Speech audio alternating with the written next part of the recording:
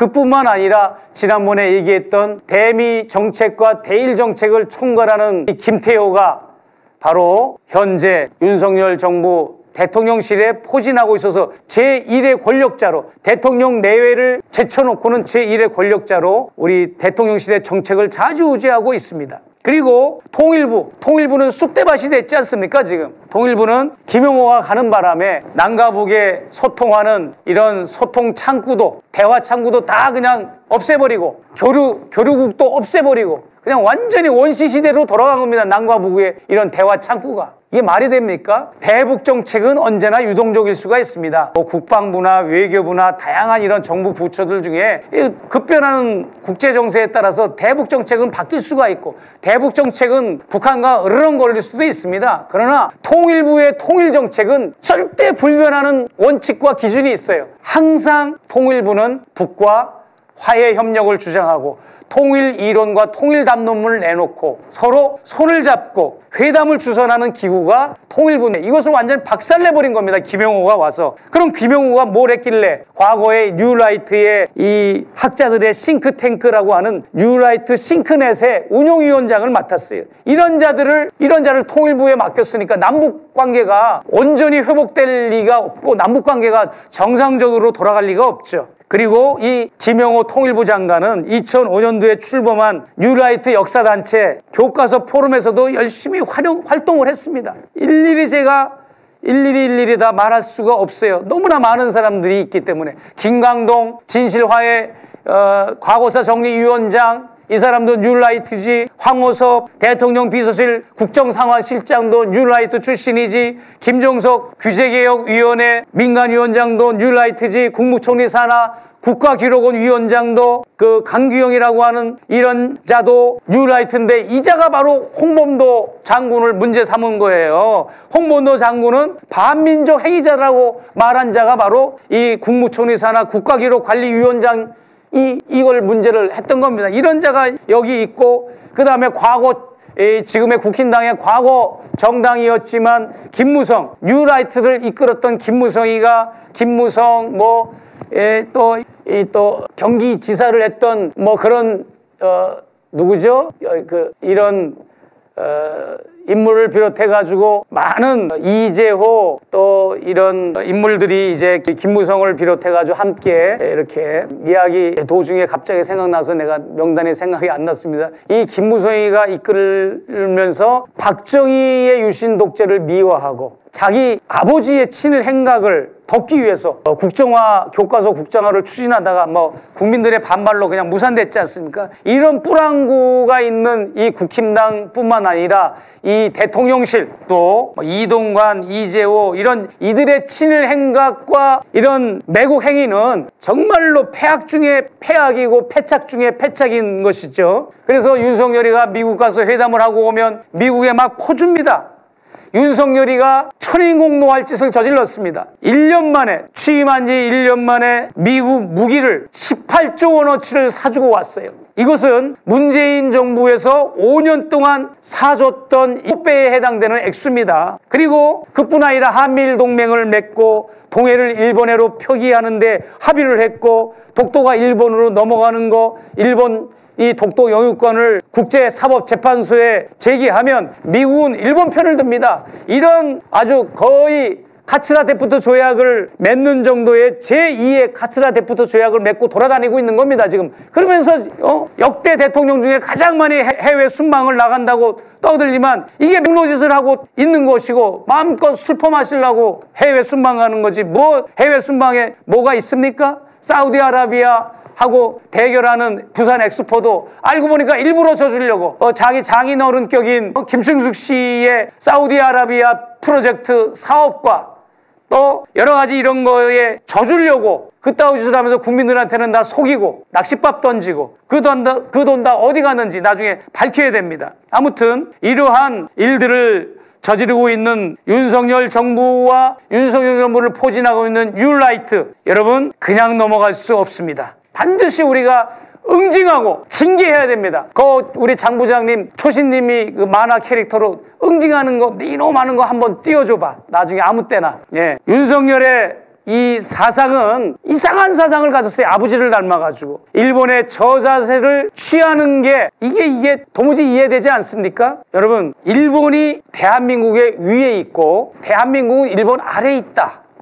그래야 이게 정상적인 거다라고 윤석열은 보고 있는 시각을 가지고 있는 거예요. 얼마나 이게 심각합니까? 그래서 저와 여러분이 나오는군요. 네 이놈! 하는 응징을 여러분들이 윤석열과 김건희 그리고 대통령실 직원, 장차관들, 국무총리 이하 모든 내각들에게 여러분이 항상 경각심을 가지고 견제해야 됩니다. 이렇게 문재인 정부는 한일 관계를 망친 게 아니고 이제 겨우 정상화를 하고 있는 때에 자기가 출마하면서 문재인 정부가 잘못됐다, 죽창가를 불러서 자기가 일본과 정상화를 회복하겠다라고 한 게 오늘날 2년 가까이를 우리가 지켜보니까 결국은 우리 국민들에게 돌아온 것이 국민의 생명을 위협하고 재산을 빼앗는 후쿠시마 핵 오염수를 마음껏 먹으라는 이 짓을 벌렸고, 독도를 가다가 그냥 빼앗아서 일본에게 넘겨주고 이따위 짓을 했다고 하는 것은 좀 분노하지 않을 수가 없습니다. 게다가 오늘 이 프로의 하이라이트, 윤석열이가 영향을 누구에게 받았습니까? 아버지 윤기중, 친일파 윤기중 교수에게 받았고, 또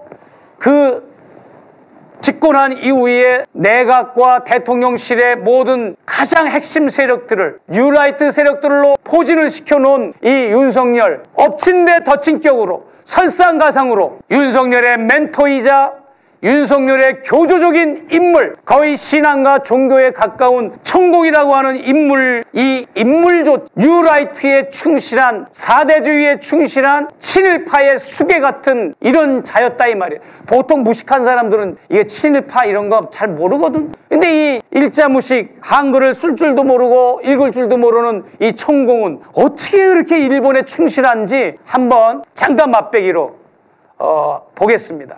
이번에 윤 대통령 네 분이 이제 일본 다녀오셨는데, 진보도 그렇고 중도도 그렇고 좀 너무 이제 부력 회담이다 이제 이런 얘기들을 많이 하는 것 같은데, 거기에 대해서는 좀 어떻게 입장을 가져야 되는지 모르겠습니다. 그건 이제 내한테 물으면 나는 법문하죠. 물으면 법문을 하는데, 우리가 당사자가 있어가지고 이걸 이용해가지고 이걸 가지고 우리 세력에 도움받으려고 하는 사람, 이 사람들 때문에 문제인 거죠.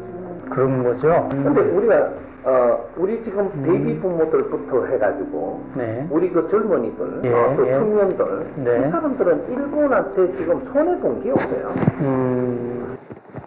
여러분, 이제 우리가 제2탄이 지난번 디올백 시리즈 1회부터 4회까지 봤듯이 이제 얼마 안 있다가 또 이제 시리즈를 볼 텐데, 시리즈 보기 전에는 또 많이 영상이 나가면 안 되니까 여러분이 제 프로에 이렇게 열심히 시청해 주셔가지고 그 서비스 차원에서 제가 영상팀이 반대하는 것임에도 불구하고 제가 조금 이렇게 보여드린 겁니다. 이 천공이라는 자는 정말로 위험한 숭일사상, 친일사상을 갖고 있습니다. 그렇기 때문에 베이비 부모 세대로부터 정말 이 현재 우리 청소년들, 청년 대학생들에게 일본은 우리에게 고마운 나라다, 일본은 우리에게 도움을 준 나라다, 이따위 이제 주입을 하는 이런 오다와 미션을 탁구공 치듯이 저쪽 담벼락 넘어 대통령실에 자꾸 그렇게 정책에 반영하라고 던지는 거예요. 얼마나 심각합니까? 그래서 제가 천공도 취재를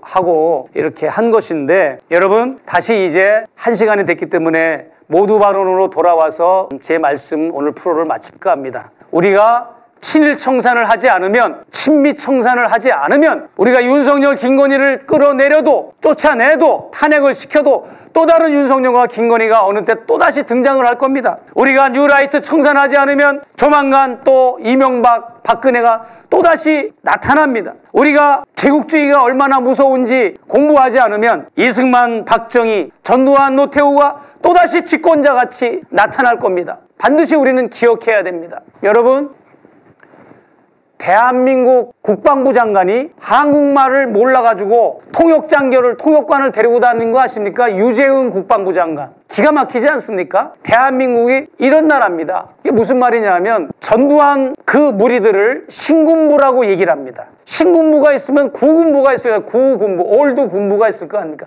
구군부는 뭐냐? 구군부는 일제에 충성을 다하는, 일제에 의해서 군사교육을 받은 자들을 구군부라고 얘기를 하는 거예요. 황군이라고도 그러고. 그러면 신군부는 뭐냐? 신군부는 미제에 의해서 군사교육을 받고 미 군사고문단을 가고 미국에서 군사교육을 받고 오고 뭐 이런 세력들을 신군부라 얘기를 하는 겁니다. 그래서 대한민국 국부는 신군부와 구군부로 딱 갈라지는데 모두 다 하필이면 미국과 일본에 충실한 제국주의의 자국민들을 보호하고 자국민들을 생명처럼 보호해야 될 군인들이 그러니까 이따구 짓들을 한 겁니다. 전두환이가 광주 우리 귀한 시민들을 그렇게 짐승처럼 죽여버릴 수 있었던 게 바로 미 제국주의의 그 결과 아닙니까? 또 일제에 충성한 우리 구군부들이 일제에 그렇게 충성하니까 독립군을 때려잡고 반민족적인 행위를 했던 게 그런 것이고, 박정희 대통령은 그런 한국말도 모르는 사람을 대한민국 국방부 장관으로 앉혀놨죠. 유재웅 장관을. 이런 나라가 우리 대한민국입니다.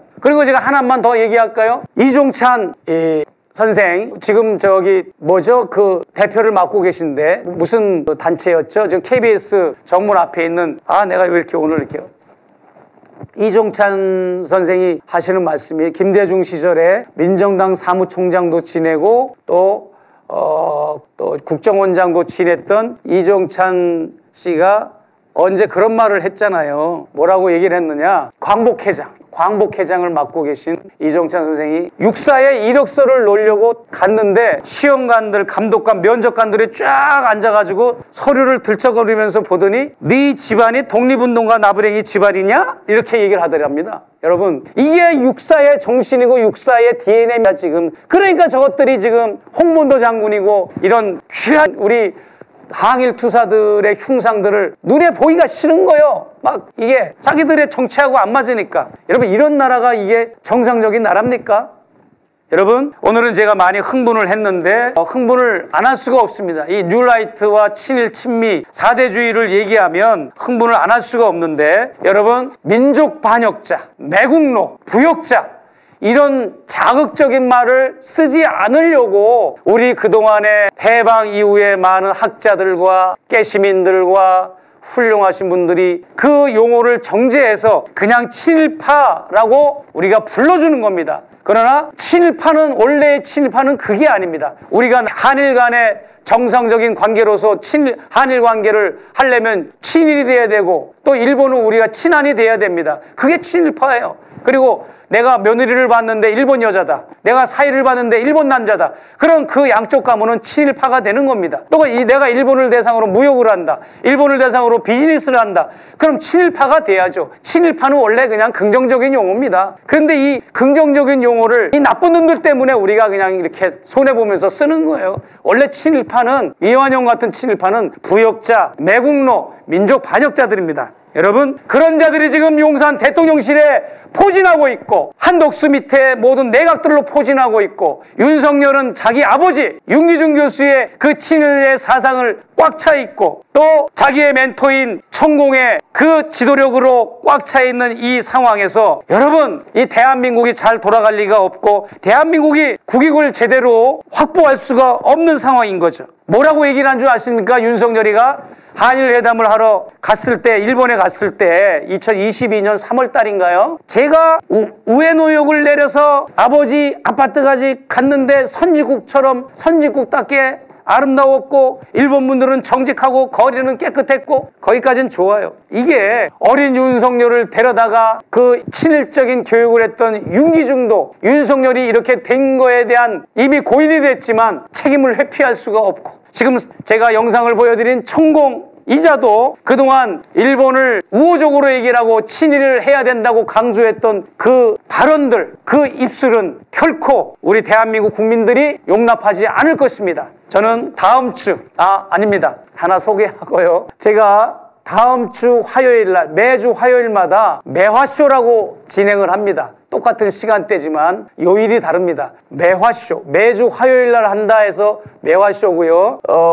채우기가 인기 있는 팟빵 프로 채우기가 하는 매불쇼가 있잖아요. 그건 매주 불금에 한다고 그래서 매불쇼거든요. 근데 이제 그것을 통해서 한국 교회와 한국 목회자 또 신자들에게 정광훈 같은 저런 패거리들만 있는 게 아니니까 그런 분들과 힘을 합하고 또 우리가 올바른 역사의식, 올바른 사회의식, 올바른 정치의식, 또 종교를 어떻게 믿어야 되는가에 대해서 이제 제가 계몽을 하려는 차원에서 재밌게 진행하고자 하니까 매주 화요일 날 매화쇼에도 많이 여러분들이 실시간으로 스트리밍에 참여해 주시면 좋겠고, 그 매화라고 하는 그 꽃이 또 주의적인 의미가 있잖아요. 추운 겨울에 정말 얼음과 눈 속에서도 그 기계와 절개를 잃지 않고 피는 꽃이라 해서 설중화라고 하는 꽃이 있는 것처럼 이 암흑하고 엄중한 이 시기에 저와 진행하는 박 목사님과 함께 이런 기계와 정계를 지키면서 매화의 향기를 여러분에게 보내드리고요. 또 마지막 하나, 제가 여러분들의 어떤 적극적이고 여러와 같은 요청에 의해서 유튜브를 개설했습니다. 그 유튜브 이름이 최재영 TV입니다. 최재영 TV. 그런데 이 최재영 TV는 아직 일주일뿐이 안 돼서 유튜브 검색창에 최재영 목사 TV입니다. 죄송합니다. 제 유튜브 이름도 제가 이렇게 모르네요. 최재영 TV가 아니고 최재영 목사 TV입니다. 최재영이라는 동명이인이 많아가지고 그래서 최재영 목사 TV라고 구글 검색창에 치셔야 됩니다. 구글 검색창에. 일주일뿐이 안 됐기 때문에 유튜브 검색창에는 쳐도 안 나옵니다. 그러니까 구글 검색창에 최재영 목사 TV 쳐서 딱 나옵니다. 그러면 그게 연동이 돼가지고 클릭하면 이렇게 최재영 목사 TV가 나오는데 어떻게 나오는지 한번 보여주시겠어요? 그래서 여러분이 좋아요 눌러주시고 또 라이크 눌러주시는 것뿐만 아니라 여러분들이 또 댓글도 용기를 주는, 격려를 주는, 입에 거품 물면서 저 사이비 목사라고 욕하지 마시고 좋은 이렇게 칭찬도 해주시면 저는 큰 힘이 날 것 같습니다. 여러분, 최재영 목사 TV에서 가끔 일반 언론이나 서울에서도 못 보는 그런 좋은 영상도 제가 여러분에게 보여드릴 것을 약속을 드리겠습니다. 저는 이만 물러가겠습니다. 감사합니다.